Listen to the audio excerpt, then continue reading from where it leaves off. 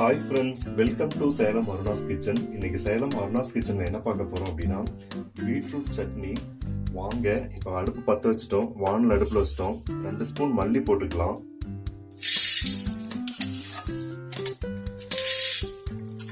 ஒரு 1/2 ஸ்பூன் ஜீரகம் போட்டுக்கலாம்.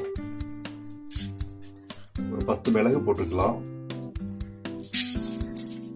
ஒரு 4 காஞ்ச மிளகாய் போட்டுக்கலாம். கடலைப்பருப்பு போட்டுக்கலாம். 1 ஸ்பூன் உளுத்தம்பருப்பு போட்டுக்கலாம். இதை பொன்னிறமா வறுத்து எடுத்துக்கலாம். ஓகே, நம்மளுடைய மல்லி மிளகாய் நல்லா வறுபட்டு வந்துருச்சு. இதை இப்ப நம்ம ஜார்ல கூட்டி அரைச்சிக்கலாம். இதை தனியா பவுடர் பண்ணிக்கலாம். ஓகே, நம்ம இதை இப்போ அரைச்சிட்டு வந்துடலாம். ஓகே, நம்மளுடைய மசாலா அரைச்சாச்சு. இதை இப்போ ஓரமா வச்சுக்கலாம். இப்போ நம்ம ஆயில் விட்டுக்கலாம். ஆயில் நல்லா காஞ்சு வந்துருச்சு. ஒரு 4 வெங்காயம் போட்டுக்கலாம். பூண்டு போட்டுக்கலாம். இதனோட தக்காளி போட்டுக்கலாம். வதக்கிக்கலாம். நமக்கு இது வதங்கணுங்கிற தேவையில்லை. இதனோட நம்ம பீட்ரூட் சேர்த்துக்கலாம். எல்லாமே ஒன்னா வதங்கி வரட்டும்.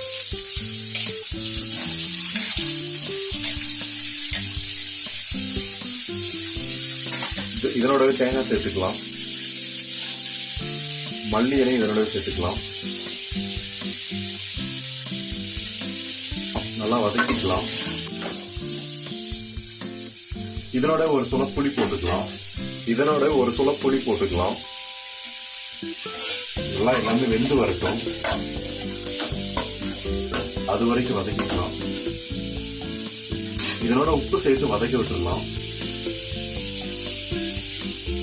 கிண்டி விட்டுக்கலாம். காய் எண்ணெயிலே வெந்து வரட்டும். ஓகே, நம்ம காய் வதங்கி வரட்டும். கொஞ்சமா அதுக்கு தண்ணி சேர்த்துக்கலாம்.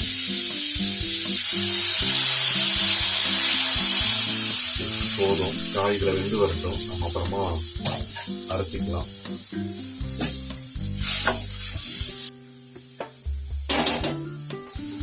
ஒரு 5 நிமிஷம் மூடி போட்டு வேக விட்டுக்கலாம். ஸ்லோ ஃபிளேம்ல வெந்துட்டு இருக்கட்டும்.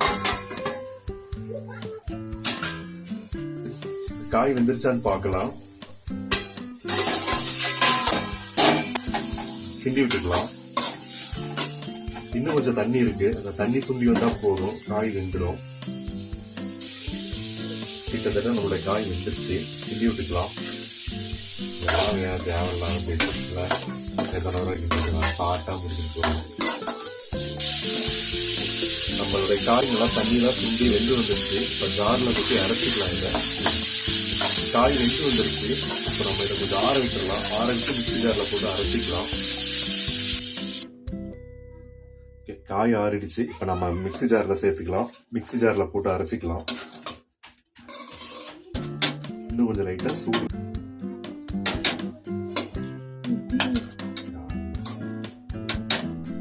காய் மிக்சி ஜார்ல சேர்த்தியாச்சு. இப்ப காய் அரைச்சிட்டு உங்ககிட்ட காட்டுறேன். ஓகே, ஃபைனலா நம்மளுடைய சட்னி தயாராயிடுச்சு. அரைச்சி எடுத்துட்டு வந்தாச்சு. இதுக்கு சின்னதா ஒரு தாளிப்பு போட்டுக்கலாம். சட்டி நல்லா காஞ்சு வரட்டும். ஆயில் விட்டுக்கலாம். சட்டி நல்லா காஞ்சு வந்துருச்சு. ஆயில் விட்டுக்கலாம். கொஞ்சமா போதும் ஆயில். ஆயில் நல்லா காஞ்சு வரட்டும். கடுகு போட்டுக்கலாம். ஆயில் நல்லா காஞ்சு வந்துருச்சு. இப்ப கடுகு போட்டுக்கலாம். கடுகு பொரிஞ்சிருச்சு. கடலைப்பருப்பு போட்டுக்கலாம். உளுத்தம்பருப்பும் போட்டுக்கலாம். சட்னி போட்டுக்கலாம். போட்டோமா பொரிஞ்சு வரட்டும். பொரிஞ்சதுக்கு அப்புறம் கருவேப்பிலை சேர்த்துக்கலாம்.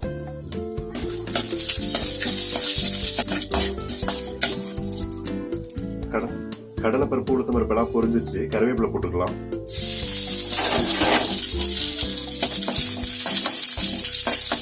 சட்னி சேர்த்துக்கலாம்.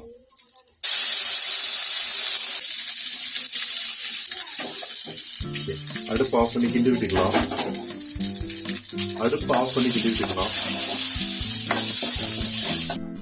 சட்னிக்கு தண்ணி எதுவும் ஊற்ற தேவையில்லை. நம்ம அப்படியே வச்சு சாப்பிட்டுக்கலாம். சாப்பாட்டுக்கு ரொம்ப சூப்பரா இருக்கும்.